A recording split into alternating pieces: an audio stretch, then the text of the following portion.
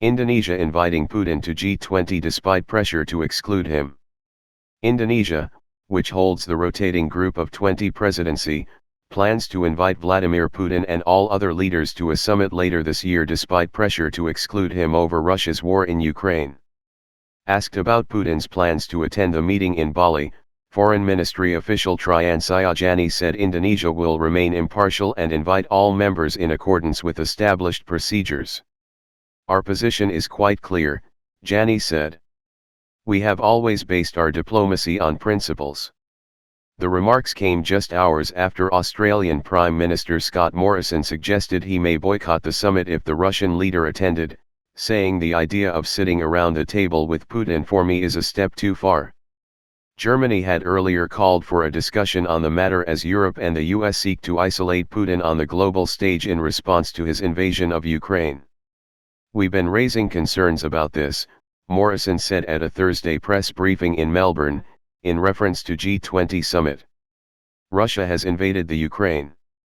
I mean, this is a violent and aggressive act that shatters the international rule of law.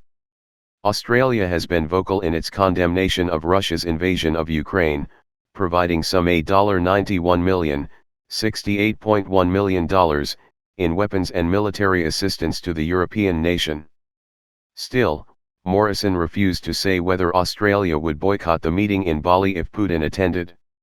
We want to make sure that the G20 for Indonesia is successful, he said. We want to work closely with Indonesia as our partner. US President Joe Biden's warning of unspecified consequences if China supports Russia has smaller Asian nations worried they'll be subject to similar penalties for maintaining neutrality. Indonesia wants to keep the agenda limited to economic policies, global health, and climate change, a person familiar told Bloomberg earlier this week. Russia was expelled from the Group of 8 in 2014 by consensus from other members following Putin's annexation of Crimea, which came after the toppling of Ukraine's Kremlin-backed leadership.